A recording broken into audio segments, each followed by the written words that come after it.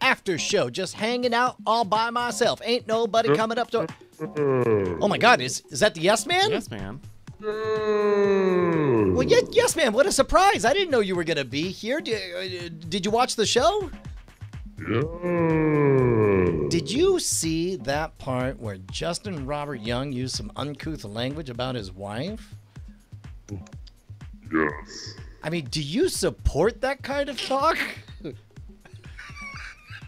Oh my God! Oh, it must be because you understand that the shorthand he uses with his wife is not subject to the outside interpretation of people and their preconceived biases about what those words mean. So what you're saying is you personally think Justin's wife is a bitch. Anyway, I tried to get her on the show for the last second for the payoff to the joke when she was in the tub. Very good. Thank you, yes, man. All right. So Evan and Caitlin, excuse me. We're doing a little after show. We kind of hang out for a little while after. Yeah, you're under no obligation to sit through any of this. If you guys want to peace out at any moment, feel free to. But it is a lot of fun to get loose, and this is especially for everybody watching live and all of our patrons who have their own RSS feed at patreon.com/nightattack. That's right. Speaking of which, Yes. oh my God! Everybody has that gizmo but me. We need to get Wait it. a minute. Do you guys have the Roland VT3, or is that a different thing? We have the Yamaha mixer, so it's an MG10XU. Gang fight. You can go from This. Do this. That's pretty good. Your headphone? No. We're patched going all back in on- all he's over the on place. trusting Yeah, that it's working. I trust. I know the buttons to push. It's working. It is coming through. It's all right. Well, we'll take a look at some show titles for the episode of this podcast that we just did at nightattack.showbot.tv, including the top one from Open Bayou. Night Attack apologizes to Subway. Psh, Night Attack don't apologize. Well, Just ask the people who we apologize to who refuse to accept our apology. including convention attendees. We've also got Swans Are Huge. Ghosts of a Swan's Past. Extraordinaires Makers. Extraordinaires makers. If you give a mouse a socialist agenda. That's pretty good. Unconsensual death. Might have to- Non-consensual Yeah, death. I'm gonna have to check the spelling on that one. That's the Spirit. Neat Puppet. Use offer code Invisible Life. The one with W. Scottis one getting PTSD. I think W. Scottis one was dropping hints that he's a sandwich artist, or he was a sandwich artist. Right, a body reenact every sitcom episode about a prom. Boy, it's a little bit on the nose. We definitely were battling, spying on her daughter. Someone in the chat was just going, "This is a sitcom B plot." It really felt like it. I think that's what was so much fun. Nobody Watches Your Dumb Show Dad is very good. That's a pretty good one. Brush Brimbaugh. You're goddamn right. Brush? You said pregnancy. Dynafire if you want. Sandwich Artist Ghost. Let's see here. Dominate Twitch. Have it our way. I don't remember Meat Puppets. I don't. Meat Puppets was like that was, that was what right, Bonnie right. called employees at Subway. That's right. Yeah. Let's see. I like the one Nobody Watches Your Dumb Show or whatever that one was. Nobody watches Your Dumb Show Dad. Yeah, the Yeah. dad is what kills it. Nobody watches your Yeah. dumb show, Dad. That's my vote. Yeah, I like that. What do you feel? Juice? Yeah. I'm in with Nobody Watches Your Dumb Show, Dad. Alrighty. Well, awesome. I'm going to write an email if you guys don't mind talking to each other like human beings. Well, if only we knew how to do such a thing. I know. How do we converse? Have you guys? Evan and Caitlin, whereabouts in the country are you? We're in Houston. Yeah, not too far away. Oh, goddamn, just down the road, huh? So Yeah. when I remember one of the hardest things to develop as we did live streaming and eventually podcasting was developing those semantic hooks to go through the ritual to get in the place where you're having a conversation and each person is trying to figure out, what's my next take going to be and all that stuff. Have you guys established that? And where does that come from? Because for us, we just were really bad for a long time. And then we discovered bits of business that we recognized in each other. And we understood, oh, he's running subroutine this, so I can step aside and give him runway and all that stuff. I think that honestly, one thing that we picked up from you guys, like a really big thing, is kind of like how you do your cold opens and everything like that. You like boost up your energy before you do the takes on Modern Rogue. And that's something that we kind of try to do a little bit on the podcast. We go ahead and record before we start going into the show. So we like talk a little bit, and that builds up the energy that we carry into the podcast. But also we have like a general outline of the podcast already pre-written, and we have it like generally structured with like a main topic, refillable containers such as games or news or updates. Usually and we try games. to like usually games, but we're gonna keep on branching out into other refillable containers. Yeah, But, so we know like we need to talk about half an hour for on the topic, play the game for about half an hour, and as we're talking, I think just because like we're already really used to recording videos together and stuff like that, knowing when the person's kind of on a roll or when they're stumbling with their thoughts and maybe you should jump in and things like that. I think the biggest thing where we definitely like went through a little bit of a learning curve is live streaming in general. Live streaming on Twitch, it's so interesting that Twitch understands what it is like for us and how to interact and everything. And I think that it's because that this is a whole community around streaming, and there's the expectation of how much the hosts and how much the people in the stream are going to interact with the chat. And it's been interesting whenever we stream on YouTube, people go to YouTube expecting entertainment, like, you know, finished videos, edited videos, and constant kind of like getting what they very want demanding, and stuff. Yeah. And whenever we've done like, oh. streams on YouTube, it's been like so much more of a struggle to keep things moving really fast and interact and everything. And having two of us really helps with that. Like, I'll be prepping a few questions to answer while Caitlin is running on some of her questions. And when I talk, she preps the next. That's been like the biggest, most kind of stressful learning thing for us. Yeah, because it YouTube is live trial stream. by fire with in our stream. Wait, are you talking about with the podcast or with streaming on Twitch? Neither. So just streaming live on YouTube. Yeah, like on our main Evan and Caitlin channel, that goes out to like That's the stressful one. 240,000 subscribers, and like, you know, there are 500 people in the chat like sending things your way constantly, and it's like. But I think the difference is on YouTube, people, if you don't see their question, they're upset. You know, whereas Twitch, you know, you don't have to babysit the chat. Like, everyone's just kind of hanging out, and it's a lot more casual. And it's nothing it's built against for the that. people. No, I who are think it's chatting, just like, you know, it's just a like, different platform. It's a different platform. Yeah. So it's really interesting. Yeah. How have you enjoyed doing the live YouTube stuff? To be honest, that's a button that I'm really reticent to press. I think I've done two live streams on the channel, and like the very nature of what a live broadcast looks like is so antithetical to both the polish of the Mono Rogue and also the polish of Scam Nation.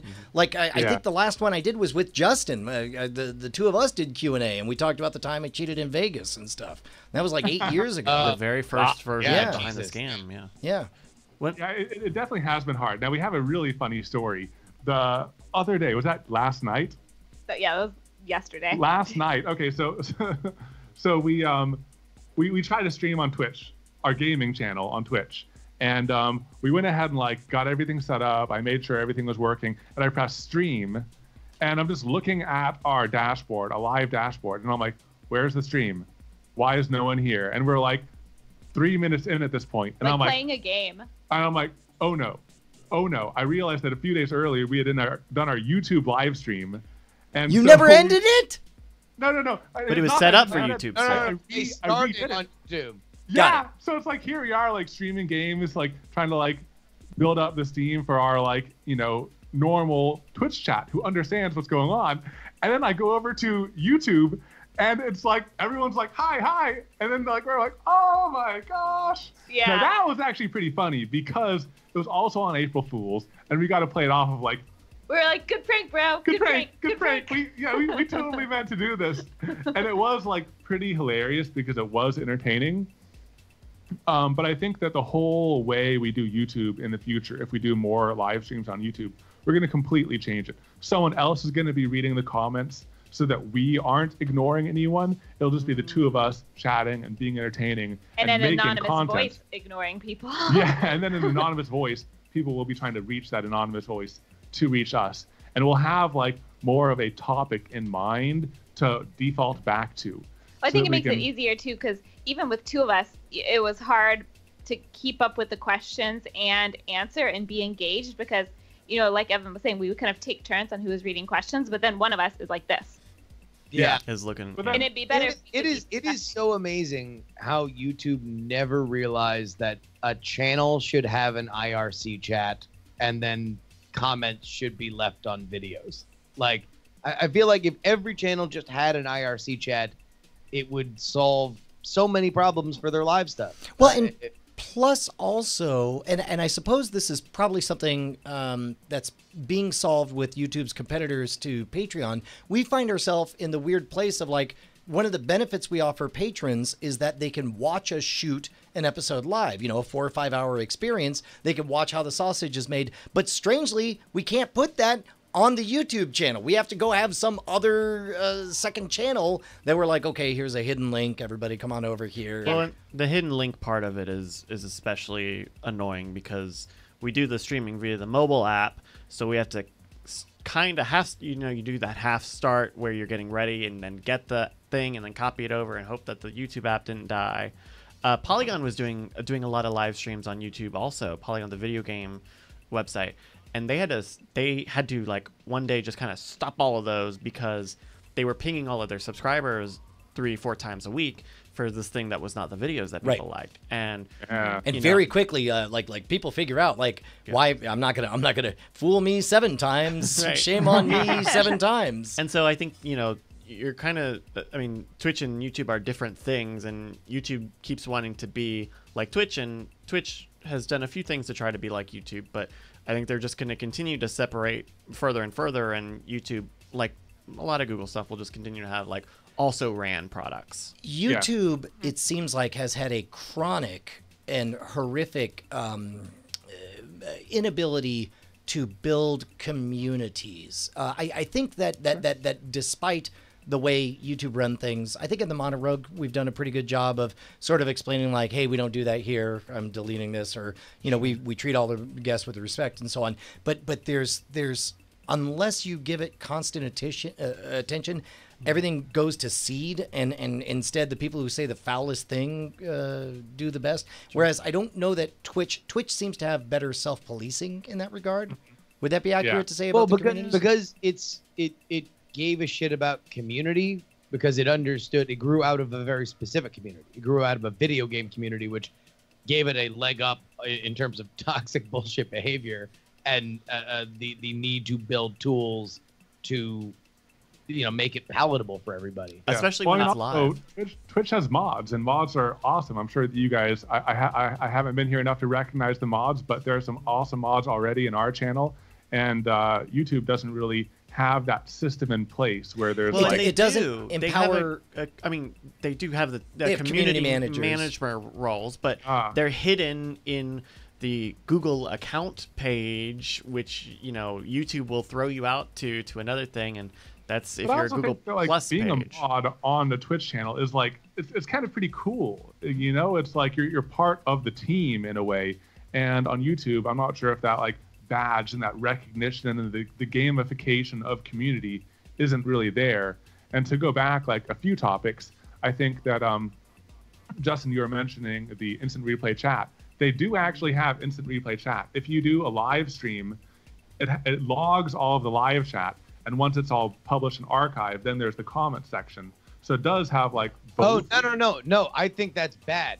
Oh, you think it's bad to have it all mixed? Yes. No, they're very different things. Like one is commenting permanently on a thing, and then there's a voting. One's Reddit, one's IRC. And never twain shall meet because they're too fun. Yes, they both use characters that people read with their eyes.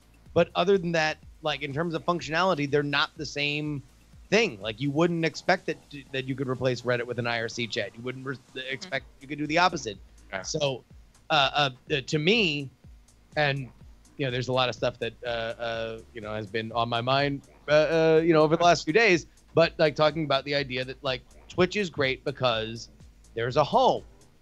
You can go. You can always go. And for busy channels, we have our buddies at Yogscast. I'm looking at the side of my screen right now. They're about to, or if they haven't already, they're about to kind of go into their dead period of their live schedule. They stay live 24 hours a day, right? Wow. And there's 500 people.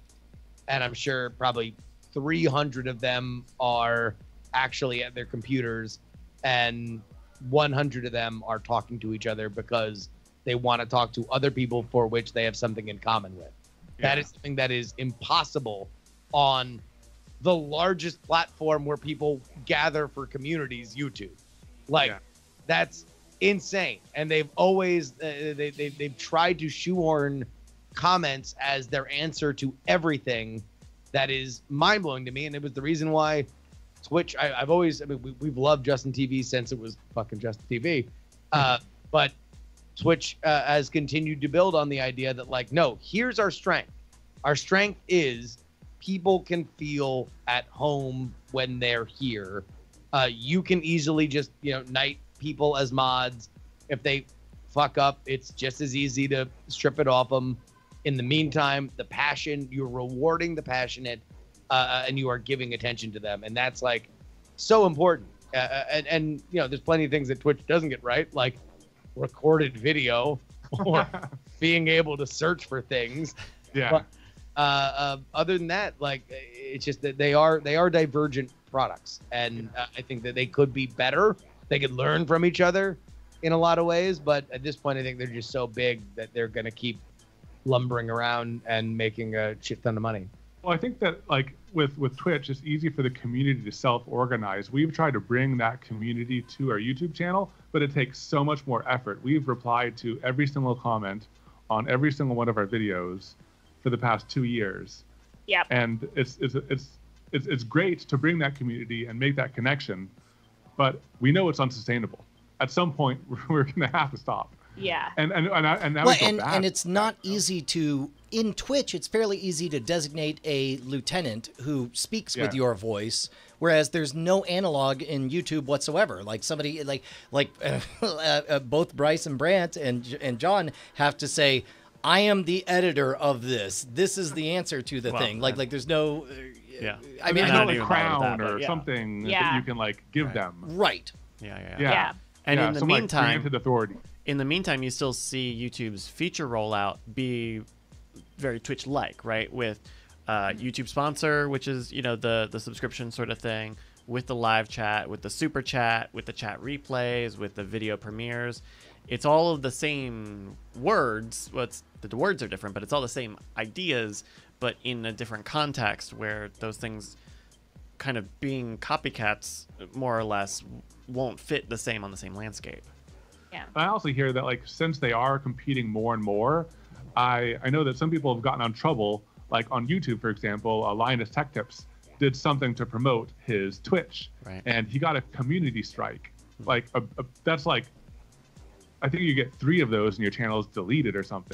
Sorry, is that a crime on YouTube? Yeah, technically you're really not supposed to send people out of YouTube to watch videos. Oh, jeez. Yeah, I know. And I like. Yeah. Maybe they only made an example of him because he's so big and like scare other people away and everything, but like still it's harsh.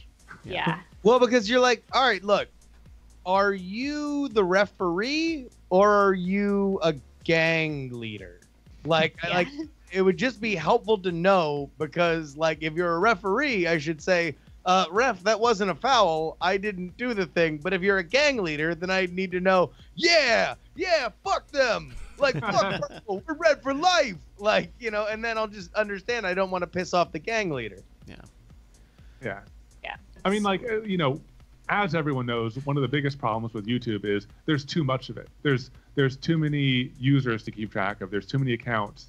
There's too many algorithms. And now, I mean, I'm not sure if you guys have seen Smarter Every Days. Sure, I just watched that first of 3. I thought that was really great. Have you seen this, Bryce? Crazy. No, can you give me the elevator pitch? Basically, he discovered bizarre videos that were clearly machine generated, where they would do multiple versions of the same video, output them, play the algorithm, and of the 4 versions of it, they would all link to each other. One of them would rise to the level that it would get actual human interaction. They were all formatted slightly different, mirror images and so on. And then whichever one, it's basically a game of rolling the dice, so that at some point you hit human interaction, and largely they're political in nature. So you get left side right side right, blah blah blah blah blah, whatever. And then meanwhile robots are screaming engagement. And then every so often you do 1,000 of these, and one of them takes off and gets 1 million views. Well, guess what? You just got yourself $1,000. It was worth it. Weird. I wonder. Yeah. That Instead of taking like 7 days to film, edit, promote, engage, do all that authentic stuff, they kind of like type in it, like they paste in a script, pull in copyright-free or royalty-free images and video clips and all of that, and a computer algorithm spits out these 20 videos.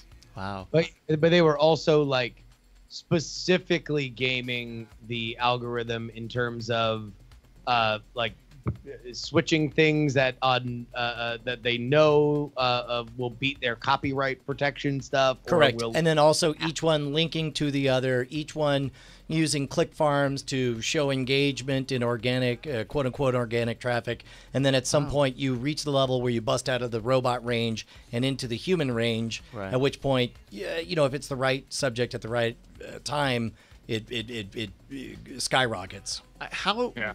This is. I still haven't seen this video because it's 20 minutes long. How? This sounds very similar to the sort of content farm scheme of that, like the juke and media stuff, or the viral hog, or even I guess on some level removed the fuck Jerry stuff of like they're just gonna pay to own these semi-viral clips so that they can spread them to CNN and to news outlets and TV outlets. So this is that idea, like what you were describing as unseemly but undeniably popular ways that you can like push the algorithm by doing like bare minimum creative content. This is not that. Okay. This is like scraping everything, automating everything, and really just like finding the soft underbelly of that algorithm, and then like hitting pay dirt. It's video spam, right? It's video spam where we're now entering the age where in our feed we're going to see a bunch of garbage that is not relevant to us and is low quality anything. And he does, and I think it's underplayed in this. I think it only gets like 15 seconds of airtime. As he points out, is that the solution to all of this is for all of us to get past our knee-jerk acrimony for not listening to the other side. We've bought too far into this red team, blue team horseshit. And to be honest, it reminded me, Justin, a lot of what you are saying in politics. In a world where all of YouTube was occupied by fans of your podcast, none of these things would ever hit the threshold of interacting with humans, because nobody would instantly, that team's good, that team's bad, blah, blah, blah, whatever. Yeah, I mean, I think that politics might be the thing that is easiest. Like that might be the tip of the iceberg because it is such a hot button issue. And politics goes in waves. We become more partisan and less partisan. And I do think that yes, Brian, I totally agree with you that there is, I think, a natural kind of reaction to say, all right, well, what did this get us? We got really, really mad at each other for a very long time. Did we get better or worse? And also, did obviously bad actors, however you define them, I think that we've seen enough grifters across the landscape profit off rage that at a certain point you want to say, like, all right, am I just a pinata for people? Like, you just hit me in the stomach and I spit my bile and they trade it for Bitcoin. Like, is that really the future that we want to live in? Well, if engagement is what is driving a lot of this stuff, I mean, I don't know any video that I've ever engaged with on this. I don't know the last time I left a comment on a video, right? Like, I think this is an audience that is outside of this entire conversation. Well, I think that's a separate discussion. I think you and I have crossed over into the producer side of things, and in general, producers realize that every comment is a liability, and that we're very careful and all that stuff. Well, I think, but that's not what I'm saying. But okay. Well, but I mean, like, what I mean by that is that maybe all of us on this live stream are not good examples of commenting etiquette because we are not approaching it from the perspective of somebody who, comments are there so people can hear what I think. I think the comments on these videos are fruit of what they did. And fruit of what they did was that they had something that on that bare minimum threshold got in front of the algorithm. The algorithm recognized them enough that they could keep momentum because they knew that the wider it went, because the reason why, spoiler alert for a video that's free on YouTube that you can watch right now, the reason why he goes down this rabbit hole is he's just looking at his and Bryce, you mentioned this, I think, on Weird Things, where it's like beyond your subscriptions, you rely more and more on that front page to recommend shit. Yeah. And he just sees on his front page total garbage, like very obviously machine generated. Like to call it low effort is an insult to all the people who are putting it. And to clarify, he discovers it's garbage when he clicks on it. When he sees it on this feed, what he sees is 400,000 views posted in the last 24 hours, massive engagement on thumbs up and thumbs down, so many comments. So it has all of the trappings of this must be breaking news, I should click on it. And then he's just like, this is clearly low effort garbage. And then he uncovers what we're seeing here. Okay. But just to wrap up a previous point, it doesn't even need to be that point of division. I don't think even needs to be political. An example that pops into my mind is the passionate debate on Reddit about whether or not something was a dragon or a worm. And there was a good week everybody was going nuts about no, dragons have 4 legs, worms have 2 legs, therefore worms aren't dragons or whatever. And eventually what it took was there was the number one post was the dictionary that says a worm, a type of dragon that has only 2 legs. And then that seemed to have calmed it down. But I watched my 15-year-old get wrapped up in that, and she was very passionate about it. And of course, it's a nonsense yellow team, green thing. But any point of division, and you're totally right. That is another division. Like your brain breaks, and now you're like, how could you be so stupid? It's obviously one thing or the other. The difference is that there are multiple networks and hundreds, if not thousands, of people who are generating content about politics. And there are probably only your daughter and her D&D group that are generating the kind of content for dragon versus worm. And so therefore it's not scalable yet. Well, and what's already scalable is sports fans' differences, right? Well, I think one thing is to use the politics example, these machine generated videos are pulling copyright free clips, and so they probably need to be about a topic that is broad and popular enough that there's a large variety of copyright free clips they can pull from. So something like sports or news would make it easier to generate these auto videos, I think. Oh yeah. But I think one point to get back to, looking at solutions and ways forward, I think that one of the best ways forward, besides even moving beyond the divide and everything, is just a general education to the people watching it on how the algorithm works and stuff. YouTube, of course, can't open up about how things work because then people will just exploit it even more and game it even more. But in general, they've basically said in not so many ways, on the Creator Insider channel, people's behavior on the app, on YouTube.com and all of that, that's what drives the algorithm. So I have this theory that you are the algorithm. The people who watch YouTube are the algorithm, and it's all designed around their behavior. So if you want content to succeed, you engage with it, you like it, you share it, you comment or whatever. And if something is a bad piece of content, you don't watch it, you thumbs down it, you report it if it is spam or anything like that. And hopefully the systems that YouTube puts in place will allow the users to help police the system that they're on. I think a lot of people don't know that they're policing it. Yeah, a lot of people don't know that if they click on that the thing that drives us insane is 5-minute crafts or something like that, where it's just recycled content, and it's just mindless and everything. They don't know that like every time they engage with that, they're propagating more of something they may not like.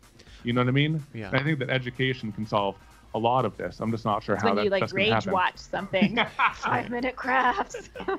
Well, and those are the building blocks of any recommendation engine, right? Is Yeah. especially in like YouTube, where we know there's only so much metadata it can pull out of a video. You know, a lot of it is based on human behavior. So it looks at what people do and what people connect any given video to, and it creates those connections based on that large data. That's the large data that they have. But the difference between YouTube and something like iTunes, which is a very similar thing, or Spotify, which is a very similar thing, or any number of like less community focused media services, is that it is incredibly easy to be on YouTube, and it's incredibly cheap to gain YouTube versus something like Spotify, where you'd have to go through a provider and have tax stuff, and like it's the setup between getting on Spotify and getting on YouTube is so drastically different, but those mechanisms are effectively the same. They build on the big data of tons of user trends. Yeah. And I think at the end of the day, that's going to be a fundamental mismatch that YouTube needs to reckon with. You know, I mean, I fundamentally think YouTube invented television. Like they invented a television that anybody could be on, but in the same way that television was important to people when television was invented. Like it is just a cultural force, and that's something that in my heart, I wish YouTube were. I tend to my instinct is that they're asleep at the wheel and that they can like let things fester, and that they're not as focused on community as I wish they would be. But at the same time, I never invented television. I don't know what that burden is like. I don't know what that number is like. I don't know what that like every time you try to plug a hole, a beheading springs out because the pressure's on another side. That's crazy, and the fact that they're part of another even larger company that has even more cultural impact, that we're at a point now where to touch back on politics, it's become in vogue to talk about like breaking them up or regulating them more or putting more, like there is no FCC for YouTube now, but I'll be good goddamned if 5 years from now people aren't going to be talking about it because it's fucking television. Well, I think that one thing that I'm not sure if anyone has been open about, and Google of course isn't going to release their earnings and expenses, but the theory is that Google isn't making any money on YouTube. Of course, there's a lot of money circulating around. Yeah. I mean, there's a reason why YouTube is really the only name in the game, except for kind of maybe Facebook. They make it really easy, but since they do make it so easy, so many, like if you think about your Google Drive, all of your online storage, all of that costs money to maintain and to moderate and all that jazz. And YouTube is just blowing a whole bunch of money on this basically big experiment. Likewise, there's a particularly good Sam Harris podcast in the last week from an advocate who he wrote the book Zucked, but one of the things he points out is in the beginning they launched Gmail as ad supported, so everybody agreed to the terms of service and said, I'm not comfortable with all these correct ads that are showing up in my Gmail, and they say, oh, in our magnanimity we're going to remove the ads. Also, we're still going to read literally all of your emails. Oh boy, did you notice that all of your Google searches are prescient in everything they say? Don't worry about it, we're Google. Sure. Yep. And the talking about video spam, that's going to be a big deal, right? Like I find myself using TikTok occasionally, and the very insidious thing about TikTok that is very hard to tell because it's the best way to use TikTok is not to look at the comments, even though it has that. But video spam is rampant on TikTok. And that's because it's just straight up piracy. It's people are making I don't know where or why these companies are around, but they are making basically one-off accounts that re-upload already popular time-tested videos, and raking in the attention, but maybe no one knows quite what the goal of it is, And for TikTok, it's fine because that's creating engagement and people are watching more things. But you know, at the end of the day, that is a lot of just straight up piracy in a lot of cases. But a very gameable algorithm, and TikTok is all algorithm based, right? Like you can follow people, but most of your time you spend going on the For You thing where it recommends you stuff. You're just constantly getting recommended things, and that's a very precarious position to be in, especially for a fledgling international social network like that.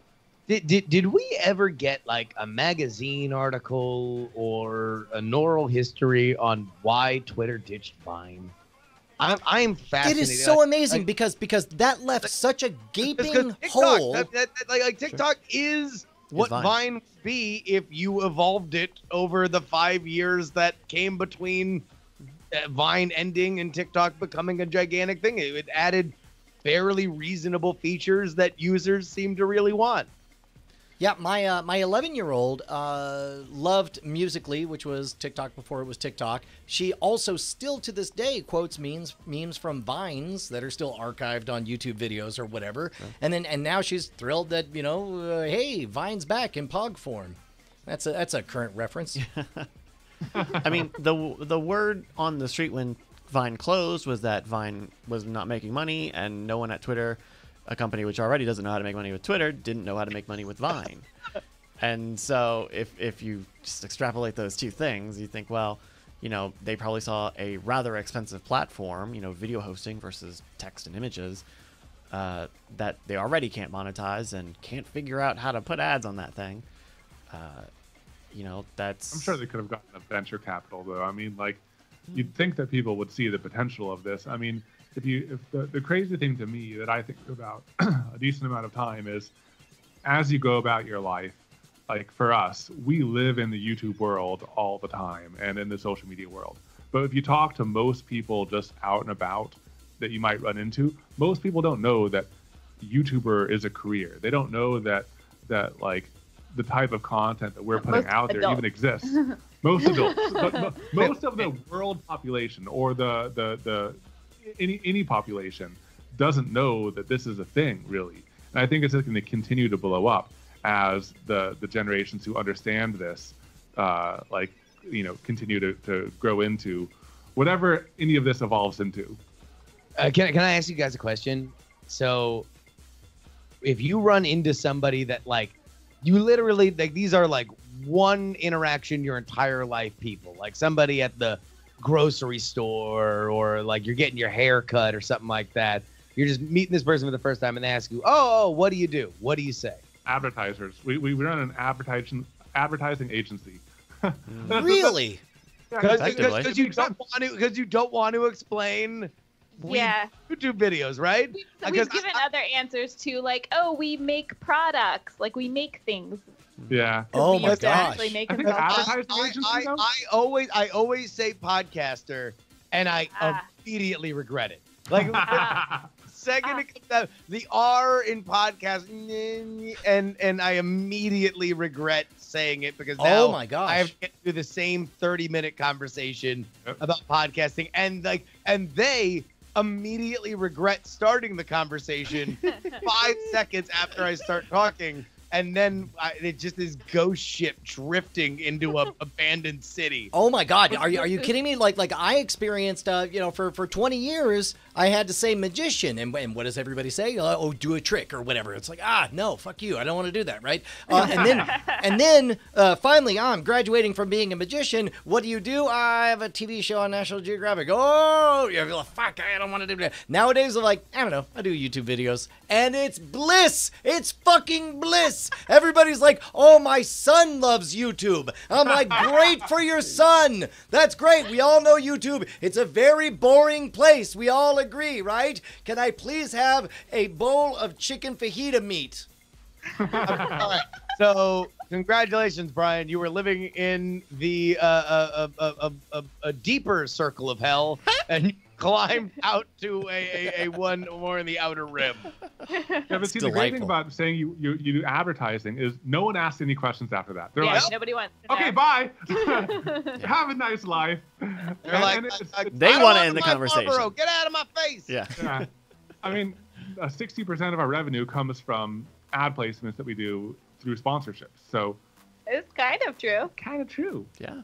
I mean, at at the end of the day, I might say 100% true. You're an attention merchant. Try that one. Just see how people respond to that. see that conversation gets very long. Well, there's a book. See, there's a bridge. Okay, there's a bridge. I don't sell a lot of advertising. In fact, I don't know if there's anything that I do now that has advertising, but it's all Patreon, which turns into this whole other conversation about like explaining Patreon, and then it turns into this like it's very weird because they go. Here's the only time that they go from disinterested, which that happens immediately, to like weird is when they realize that there's a platform that you can do what you want, and if it's good enough, people will pay you money, and that's how I'm paying for this $50 haircut. $50. I'm dope and I do dope. Hey man, dude, I'm with you. I'm with you, brother. I get the shave as well for 50. If you shave in, okay. If you get a shave, now, is this the a tip beard included? trim. Tip included in that 50? No, you put the tip on top. Tip What are on you, top a of savage? 50? Are you fucking savage? Unless you go on I'm Tuesdays. asking what the base is. I'm asking what the base is. They have a 2 for Tuesday. It's $40, and then in that case, it is 50 because I give a $10 tip. Sure. But yes. Oh, wow. Free haircuts right here for me. That's right. Tatum cuts my hair. So you get the Right. shaver, get the shaver, and maintain it, baby. Hey, is so- my wife ready to come on the show? Did you see anything cool on the internet lately? Really quick, one of the stories I didn't get to share is the leaking that's happening from the AC. So I had the AC off and I turned it on. You can feel it's getting cooler. Okay, But I yeah, want to oh, see. yeah. I want to see if the drip is happening. Sure. now. Go check the bucket. Yeah, Brian Brushwood drip. Rushwood Springs. He said me and Barbara Bush. Jesus Christ. All right.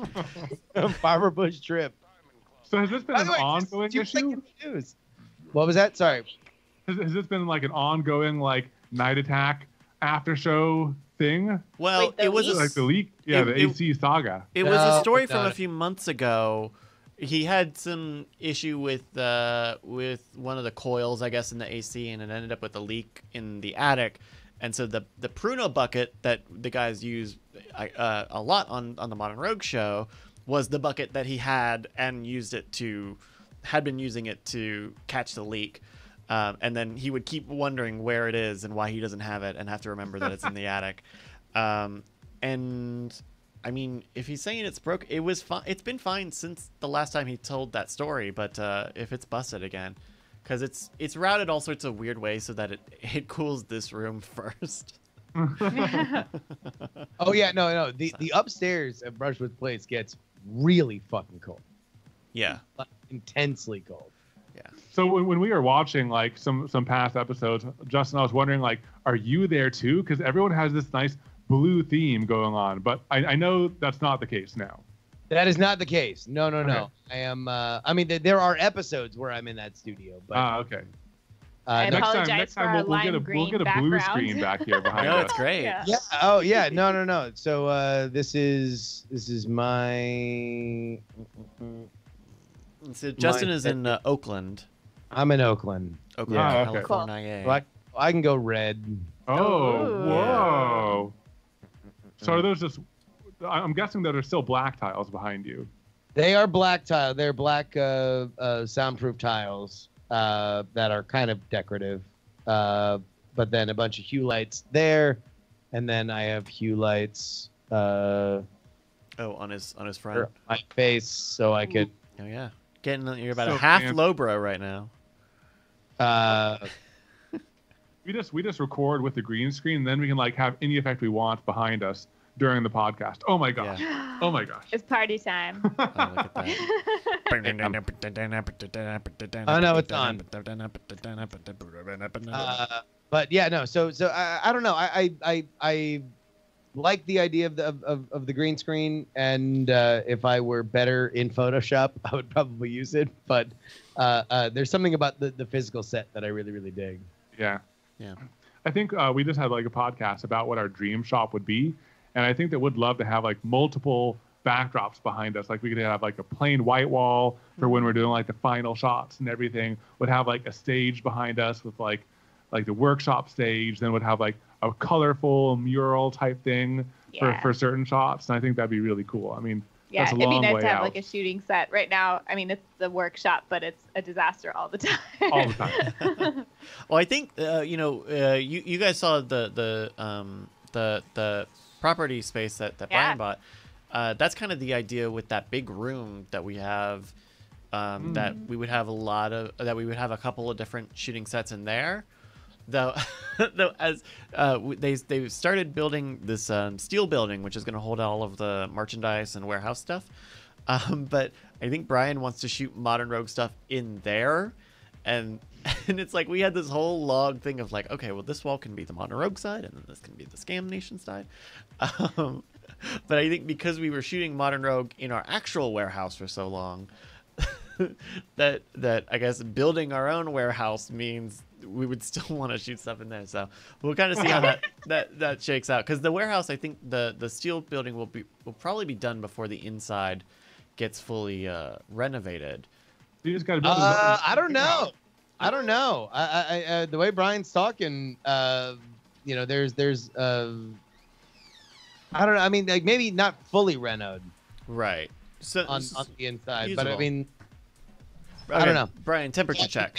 For the man. So there are two sort of things ongoing at the same time, right? There's the steel building on the property. Yep. There's a steel building, and then there's the Three things.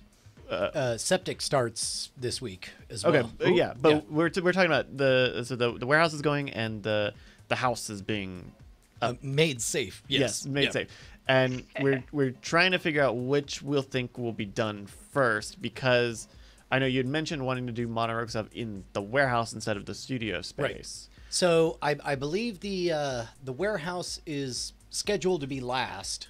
Oh, really? Oh, wow. Yeah, and even then, because the warehouse, like you clear the land, you pour the foundation, then you send in the order for all of the pieces. They all are custom fabricated. Oh, they didn't do that at the same time. No. I mean, it's on different pieces doing different things. Different things take different amounts of time, and then they have to ship it down, and then they assemble it like a barn raising. But even then, that only gives us the walls, the husk, right? I mean, it's like there's no insulation, there's no electrical. Then we get to have the conversation of like, hey, do you how big do you want the loft, and how much space, and would you like windows? Man, Hi, Justin, Ashley. you've never looked better. You look clean. And And then well, why were you guys yelling for me? no reason. Oh no, No reason. No, it was great, and Justin didn't say anything about you at all. So He didn't say anything. That'll be a discussion. that's right. I So, just don't Great. watch the podcast. Oh, I've got time for that. So to answer your question, I would say in order, I think that the septic, it feels like it took forever to get started, but once it's started, it won't take very long to finish. I think that'll be 2 or 3 weeks, right? Then the house made safe, because our baseline is safe and finished. Sure. We're not worried about pretty, because to be honest, like, it's kind of better if it's not pretty, because then we have the ongoing story of now we're going to tell the story of making the kitchen pretty. Now we're going to tell the story of making this room pretty, and so on. And then, but last will be the steel building, because not only will it be last because it'll be 5 weeks from now, but even then it'll only be the husk, and then we'll have to get insulation and AC and all of that how do stuff. you insulate a steel building? You put insulation up. Up at the top. Okay. You I guys thought need I was thinking wall. like a Lowe's or Home Depot sponsorship. Yeah, exactly. Yeah. Well, and there's a number of like fast food establishments, like Hat Creek. When you go there, you can actually see the exposed. It's actually kind of a look. They do the exposed insulation. Oh, where I'll it have to looks, check- I'll have it to looks check like that again. everything's made of plastic. Yeah. And then you see it's funny how when you start working with construction, you start to notice like, oh, that's just a big exposed AC pipe or whatever.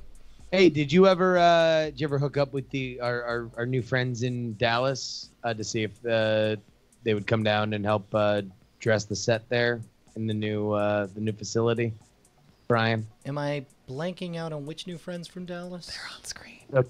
Remember when we went to Dallas Or maybe the someone last else. time I was there? No, I should definitely. That's on the list of to-dos. I need a canvas before I invite an artist, right? Sure. Yeah. Oh. Also, they're from Houston. Ah, damn it. Yeah. Texas. I'm only getting used. only been in Austin for a few years. I'm still getting used to If you ever Austin. need some giant resin art, we just are obsessed with resin right now. Are Yeah, you? you want anything resin? Yes. Anything resin. Like, Resin if sounds you haven't been to our channel recently, we've just been like on a resin kick. You can do everything in resin. It's so cool. We're about to do like a giant resin thing. So it's like, yeah, see that rainbow resin table right there? Oh, And it's got so lights in beautiful. it, right? Yeah. LEDs underneath and everything. It's ridiculous. That is But awesome. like, you know, the great thing is like it's like functional art. It's strong. You can do all sorts of things with it. So it's Whoa, don't look know. at that. Nice. yeah. So that's the underside of where we're at right now. Now the main thing I'm still trying to figure out is I didn't realize that like running all the cables together in line next to each other might cause interference between the power and the audio. Yes. Power. So like, I'm still dealing with like shielding and figuring out how to keep everything pretty yet very functional. So, but it's all the framework is here now. Yeah, I If watched. you want like a giant resin door or something, Oh my gosh. right? Yes. That'd be cool. Like an aquarium door. Yeah. See, like this is a serving board. It was just like liquid resin, and then it hardens up, and all of a sudden you have like functional art. It's ridiculous. Yeah, this is. I watched this video a week or so ago, and this is great. This is super cool. And you guys had to do this one twice, right? Yeah. But that We makes that like. often mess up. That's been a pattern. Oh, recently. holy shit! That looks Interesting. amazing. That looks great. Yeah. Hey, But it's like Yeah, and then anytime now you can eat off of it. anytime you have to do something twice, you really nail it the second time. You know? well, we just recently we painted our closet doors, and it was oil paint, and we painted latex paint on it. Oh no, that's the high worst. gloss. Everything High bubbles. gloss. It's Yeah. awful. And as we were hanging them for the after shots, we realized like, oh, that's weird. There's like a little nick on the paint, and then like a sheet came off, and we had to Oh redo the my entire God. thing. Yeah, that's It was so bad. I mean, it was like good for the video, I guess, because it was Yeah, I think like Funny. with a lot of things, it's like sometimes it's good for content but bad for life. That seems to be like a common trend, and like we've even been listening to some podcasts. Like there's this podcast called Millennial that was really great, and she touched on this a few times because the podcast was about her life, her struggle to start the podcast and to like advance her career and it was very everything. meta. But like the interesting thing is she'd always say like, well, bad for my life, but good for content and everything.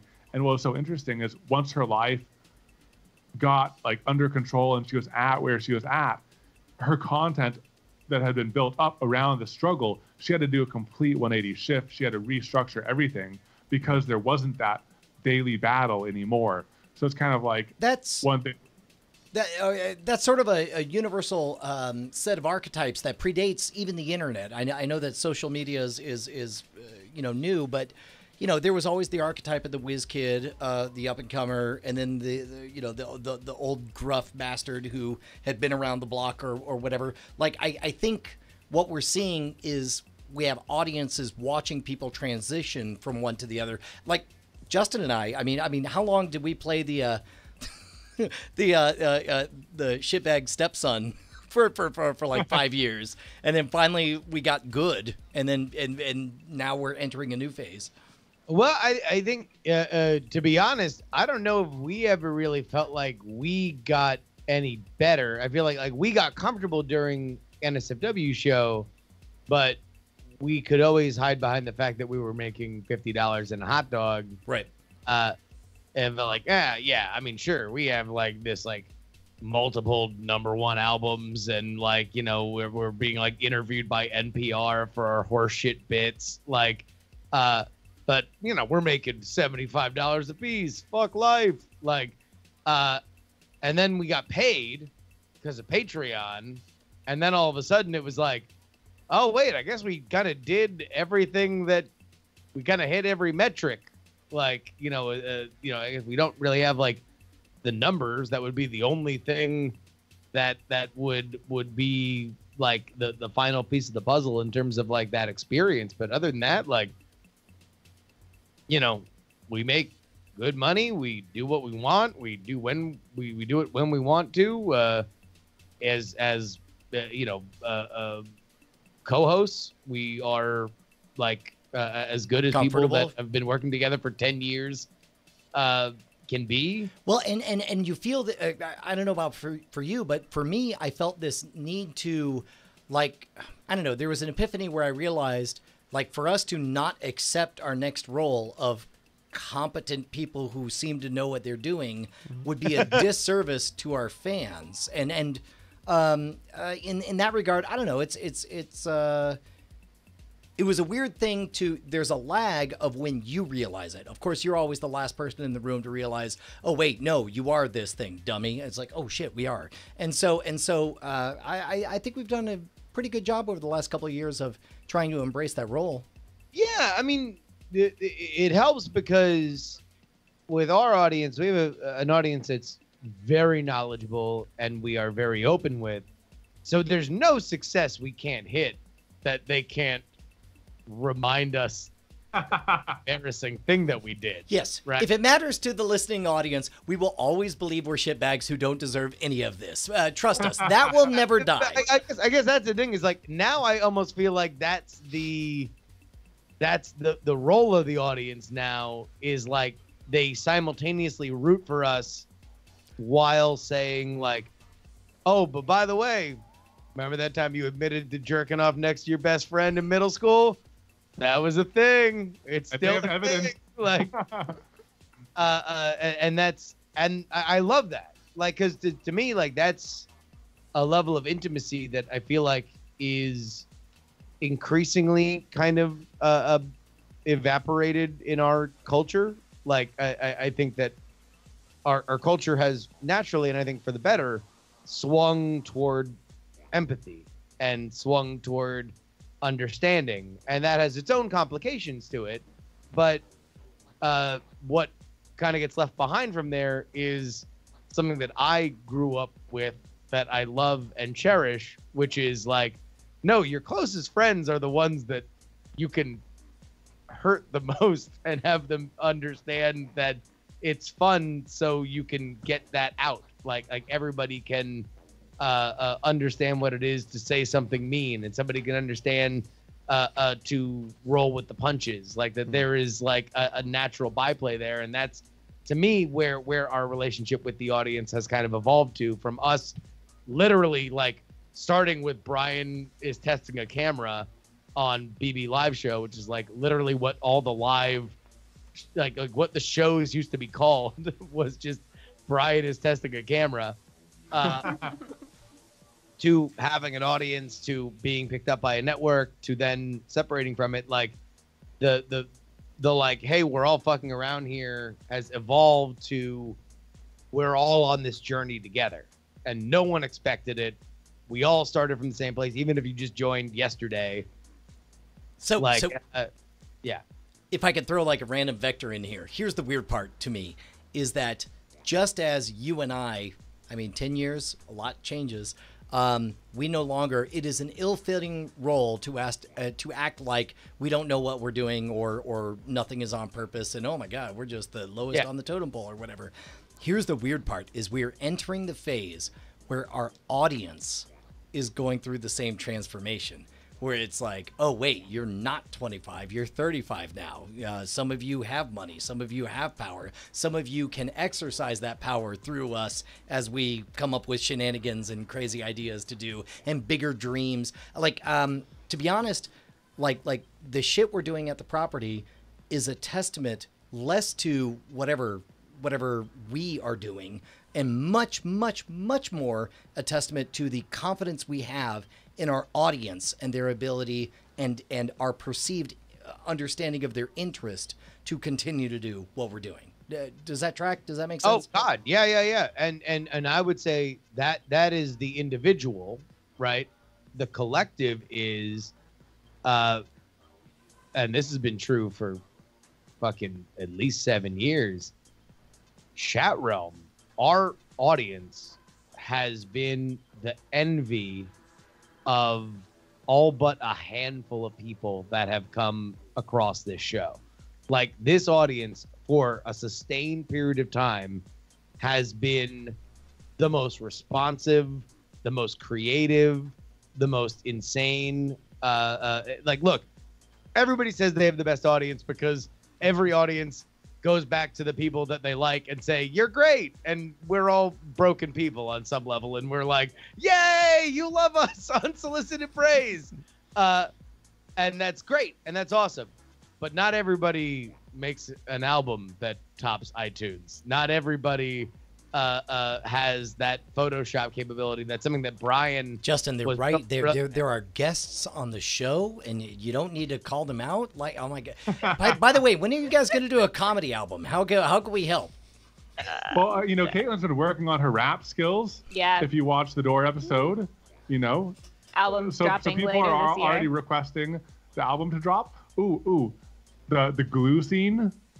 Yes, we're getting into theater. Oh, theater, Uh-huh. Yeah. Wait, you guys are writing a stage play? Is that In the video, there's a short stage play. I wonder if I in can the closet send. door I wonder if I can video. send a timestamp over. Here, Oh my I think God, I apologize. I absolutely definitely have it right here. Oh, do you have the glue scene? I do believe we do have this here. Yeah. Here we go.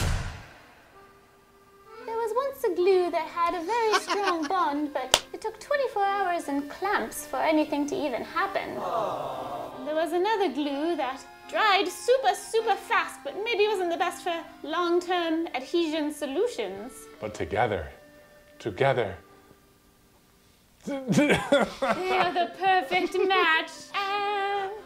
Had time in my life. And I never glued this way before. Okay, we're adults. Life hack. Oh, that's amazing! Oh my gosh. So Yeah. like Bravo! like an EP, So we're working. We're talking with Yep. Album companies. Album companies. Classic album Good. companies. It's good. Watch out for those. Hey, album it's me, sharks. Joe Album, chief Yeah. president of the album company. The cheap president. We with think him. you should have a record, but we're gonna give you an album instead. Or we could just go the SoundCloud route. We just make our own SoundCloud and we become. Hey, it's me, SoundCloud Joe rappers. SoundCloud. I sell Yeah, I mean- automobiles. You're also I mean, the cheap are you president. Elon Musk? Yeah, how do we not talk about Elon Musk? I don't want to hear it. I don't want to hear it. Oh, really? It's Is the it very is it too last much? thing on the planet Okay. that I want to listen. Y'all talk. I don't want to hear the rap. You don't like it? Is there an Elon I've never Musk heard rap? it, but it's You've it's never the least heard it? appealing thing on the planet. How do you know? I mean, have you had chocolate and peanut butter together at the same time? How would you even know that you don't like it? So number one, do we know for sure he's rapping on it? Pretty. He said he released it, and he said his I'm pissed my record company didn't succeed. But it does not sound like him. But I mean, like, there's so much trolling going on with Elon. I mean, like, Yeah, so like, much. like changing his Twitter handle, going on meme review, like the deer thing. Like, there's just like, who even knows anymore? It's true. It's like he's the ultimate famous cover now, up. like partially just because of his like flamethrower. I don't All know. right, wait. Bryce, have you not heard R.I.P.? I Harambe? legitimately have not heard R.I.P. Harambe. Have you guys heard it? Calling the Oh, Dirks all right, rule in advance. Here we go. Bryce reaction video. It's recording right now. Bryce Neshcom Castillo responds to R.I.P. Harambe. All right, here we go.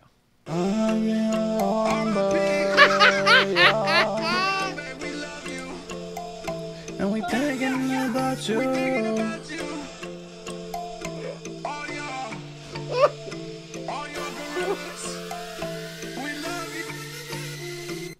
R.I.P. Harambe, sipping on some Bombay. We on our way to heaven. Amen, amen. R.I.P. Harambe, smoking on some strong. And gorillas too. And we thinking about you. All we ever do, thinking about you. We back at the zoo, man. Thinking about you, man. This doesn't sound like Elon Musk. I agree. I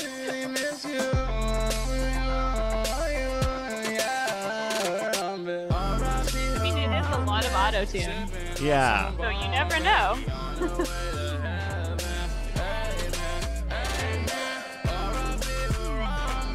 Smoking on so strong, and gorillas too.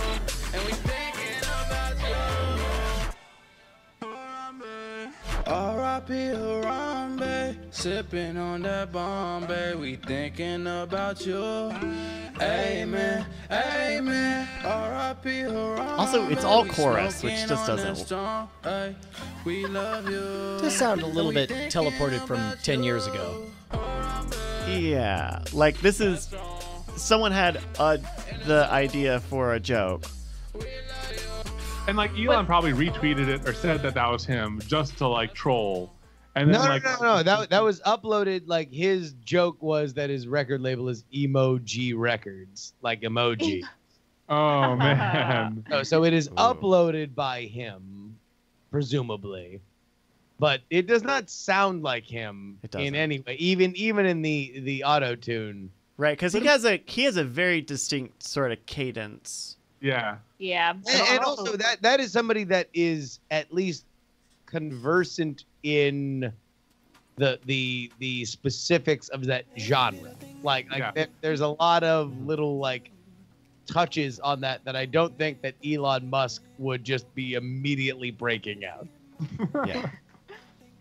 But I mean, also he has a lot of friends and contacts of people who understand the internet community and who do jokes. And Oh stuff. God, yeah, no, I would 100% believe it's Justin Roiland before I believe that it's. Yes. That's I could very see plausible. I could see that happening so much. I will disagree with Curtis LaRock. It low key slaps. It didn't have a verse. I kind of thought it would have an impressive verse on it, but it really was all hook. No. I mean, number one, like we are judging it against SoundCloud trash, right? Like in the world of SoundCloud trash, it is above average SoundCloud trash. Sure. There was some article I was reading talking about how people were restructuring their songs so that the chorus was immediate because much like a YouTube video, if you don't capture attention immediately, people are gonna next you, and so if you just best part up front, and then much like the radio days of like you didn't want people to change the station, so you would it's in the way that you use it right at the beginning. Mm-hmm. That's a thing I read. I bet there are people who are doing that. I don't know. I don't know. It's super weird because the history of, music structure is verse, chorus, bridge, double chorus. Sure. And so that's a big gorilla to turn directions on. But there have always been people who buck the trend. But we've done it before, and likewise, like in the '80s, there was verse, chorus, and then just like I don't know, riff for 7.5 minutes, so that the DJ could set up the next traffic weather together. Unless it was Aerosmith, then it was like verse, chorus, chorus,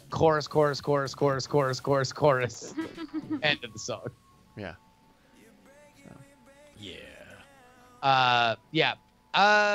Look, I think we are in a very weird phase in music, and it's largely being driven by SoundCloud. Separate thing.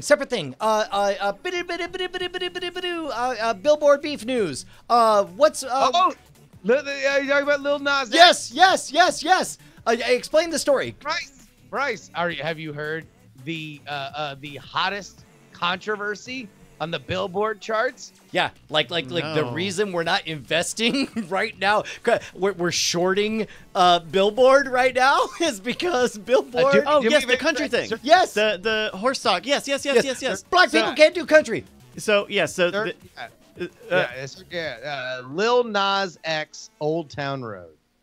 Yeah. I've not heard this song. I only know the controversy. I've heard it a million times because it's a big TikTok meme. But it's basically a country / trap hybrid. Wait, is hold on. Is this Skyrim? Skyrim? The sample is. Well, that's Red Dead Redemption. Okay, and whatever. I mean.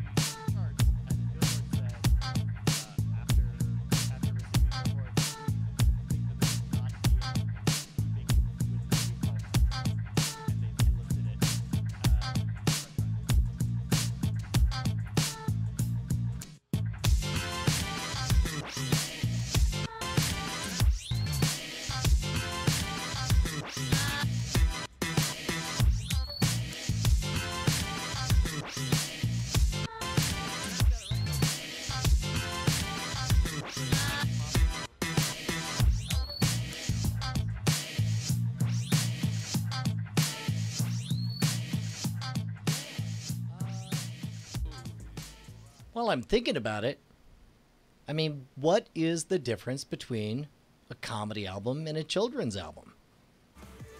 Seems to me like, I don't know, something... Probably be safe and probably be not explicit. Yeah, well, okay. Yeah, so make it not explicit, right?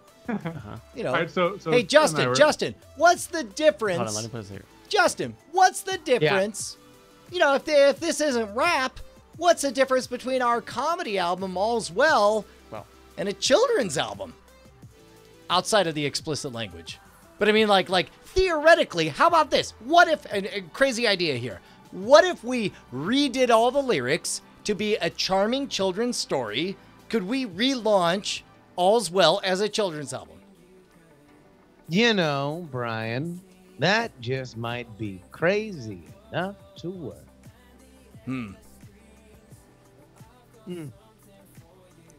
I will say this. You'll if you listen be to so sweet in my heart. All right, You'll all right, be so sweet in my mind. So one of Billboard's statements was, when determining genres, a few factors are examined, but first and foremost is musical composition. While Old Town Road incorporates references to country and cowboy imagery, it does not embrace enough elements of today's country music to chart in its current version. You'll be so sweet for us to find that your heart was sweet inside. The biggest thing with the country fight, the country chart fight, is that I just listened to last year, I listened to the podcast Cocaine and Rhinestones, which is all about these various country artists. And the battle about what is real country music is rich and deep and violent. Like, people have very specific ideas on what real country music is. So while I appreciate, and I, as a appreciator, although not hardcore fan of country music, believe that Lil Nas X should have as much rights to that chart as anybody else, and if people want to follow and create more of that kind of music, he should. That is a long and storied battle that goes, very, very deep. And I actually was very excited for somebody to just be an anarchist and say, no, here's a trap song with a 9 Inch Nails sample that is I'm going to play as a country song, because it plays to me as a country song with a trap beat on it. But there's nothing to say that a country song can't have a trap beat on it, in the same way that, but then again, somebody will stab you in the eyeball if you call it bluegrass and it doesn't have a fiddle. Like, there's just very specific references in that genre that people get very particular about. I think another thing that's hard, I guess, in this era of music is 10 years ago, how many songs were released in a broad, like across the whole U.S. per year, for example, versus how many songs are released that everyone has access to now. I mean, it's hundreds, thousands of times more, and I think that everyone's musical listening tastes are broadening out so much now that there aren't any songs that like everyone across the U.S. is listening to anymore. And No. that's blending genres, that's blending people's opinions about music. And I mean, Caitlin and I on our podcast, we play a game where we read lyrics out loud and we try to guess what song they're from. But I was trying to like choose songs that everyone would know. And I just kept on choosing old song after old songs that you'd maybe play at weddings, or songs that like we grew up with that our whole age group knew. But when I try to think of songs that are current, that hundreds of thousands, maybe millions of people would know, it's hard to choose those songs as easily. Maybe we're just old now. Maybe we're just old. I sound like an old person. Oh yeah, no, I'm very thrilled that as a 36-year-old man, I got out on the last helicopter before the monoculture totally imploded. Like, I still remember a time when something would hit on radio and all of our radios would play the same thing and everybody would know the song. And it didn't matter if you went and visited your cousin across the country. or they came to you, you would all know the same song. You all knew that that one thing was a thing. And then it was like literally in high school and college that Napster happened, and that was it.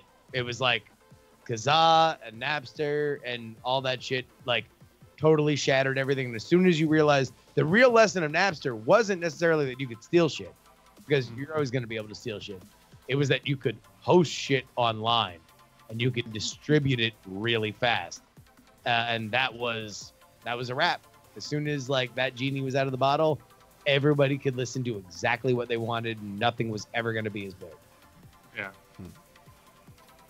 All right, it's 12:13. Okay, wait, hold on, wait. One last thing. Okay. Speed him in the chat says that they have found Christian Trap, and says that it is Planet Boom. Okay. I'm just very curious. I mean, I actually, I'm going to put it to you guys. Do you have an interest? Because I will just go listen to Planet Boom afterward. Do you guys have an interest in listening to what Christian Trap I mean, says? I do have an interest in listening to it. I don't have an interest in doing the cheap pop of mocking it on the air. God! I'm curious how this circle gets squared. Sure.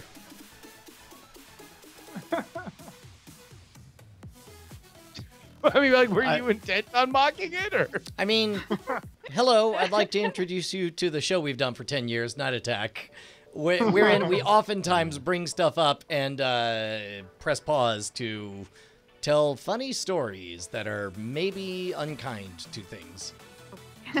I mean, I've also seen some of the hazing that you guys did. I mean, I already had seen the grapefruit technique video. Oh boy! But I saw you haze your guests 1 or 2 guests ago with that. And the cat. You're not wrong. The cat one was just. That was low bro. Low bro. The problem with low bro is that low bro he fits so well into the show that he just we gave him advanced placement tests. Like he just had to test into college like immediately because he was Holy cow. Justin, if this affects your opinion going into it, we're looking at a video that has 500,000 views, 10,000 thumbs up. How many thumbs down do you think it has? 10,000. I mean, not being super familiar with the YouTube ratios, I would say 2,000. 172. I think would about guess, what it takes to have a Christianity positive message and execute it in such a way that 500,000 people come down 10,000 to 172, a 98% thumbs up ratio. I'm expecting because you're double cutting it, right? It's like people who are into trap music that are also they're going to be judgmental message, right? Or Christian music, Christian people, right? Then Christian music lovers, then music lovers who are want to listen to trap music, right? And then also the general stereotype about Christian insert subgenre music is worthy of mockery because they put the message above the music. I mean, sure, yeah, but I mean, like it took years after rap kind of pop that Christian rap music, like DC Talk, came around and stuff like that. Like that, there were big Christian rap groups. Sure. Like, so it is a lagging. It is a lagging indicator that a genre has popped, that the Christian community gets their taste of it. But I don't know. I mean, now I feel like we built up Planet Boom. No. I'm excited. What I'm saying is I'm now on your side. I'm glad we're watching this. All right, here we go.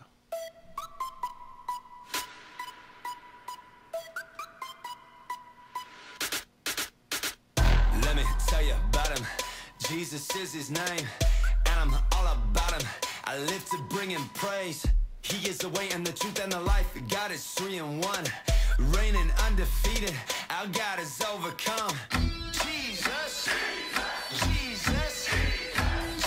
Pause it. Yeah. Pause it right now. I just want to ask. Here's my only curiosity. I just want to know what the ad libs are. I'm just so excited for the ad libs are such a big part of trap music. That is like the thing that's said in the middle of each lyric. The like, oh yeah, yeah, it's such a huge hallmark of the genre. Yeah, you have no idea how juiced I am to hear what ad libs are on a Christian rap song.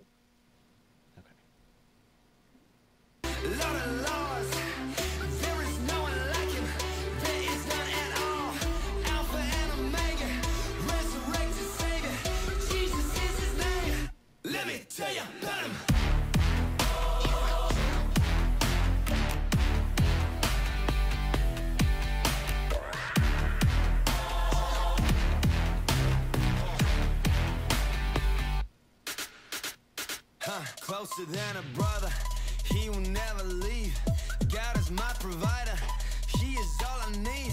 He is God Almighty, he will never change. Does this guy like God? I kind of don't know. Name above all names. Hold on. I'm going to criticize it. It could use some ad libs. There are no ad libs. It could use some ad libs. Gadawag Brent in the chat says just a real quick bless.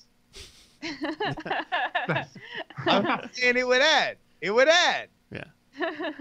I mean, it does have the benefit of like if you're there and being a believer, I would imagine, and it sounds like I'm doing a gag to say it, but like quite literally a religious experience. I bet you might be having in Oh my God, no, dude, if I went to fucking Christian camp like I did when I was like 13, and this is the shit they played instead of some boring asshole talking to me, I'd still believe in God. Like, this is great. Yeah, it's well made. Yeah. The video is, it's a lyric video, but that's good. Yeah, no, that's intense. Man, I tell you, if I were like, slamming around with everybody else in Leesburg, Florida, man, I would, I'm with Bad Weave. Bad Weave is talking from my class. I'd rather listen to Planet Boom than Michael W. Smith and early Amy Grant. Yep, that's the only thing in the little Rolodex of Christian music that I remember. Oh, dude, I did a Christian music episode on Jury, and holy shit, two people come out of the woodwork to give you Christian music opinions. There is an underserved community for people to hear about their Christian music opinion. Yeah, I think Michael W. Smith might have been the first concert I ever went to. Yeah? How about that? Yeah. Like with the youth group thing in Astro World outside of the Astrodome in Houston, Texas. Hey, shout out to Planet Boom. Yeah. Shout out to Evelyn and Caitlin. Thank you guys so much. Bless. Give me some ad libs, baby. Come on. There ain't no commandment against it. Yeah. And thanks for hanging out with us, Evan and Caitlin, especially through the after love you guys. Thanks for having us. This is fun, y'all. I feel like we've been initiated now. I feel like we're like part of the diamond. You've come out the other side, purified. You're way in. You're way in. Absolutely. We're in now. Oh, there you go. Yeah. Oh, hey! they're doing the diamond. Very nice. Well, I mean, you guys know the gang sign, right? Show him, Justin. Two-piece signs. You invert one, and you kiss your fingertips. That's it. Invert. There you go. Yeah, You kiss your fingertips. that's it. That's the trick. There you go. Because you'll always know the frauds when they go plus. They do the American Sign Language version of a vagina. Wow. Yeah, no, you kiss the fingertips. Hey, we'll wrap up the stream, but stick around. We'd love to chat a little bit more. Look, you guys are great. Thank you so much for joining us, Beautiful Diamond Club. Yeah, we'll talk to you guys later. Bye. This is nice.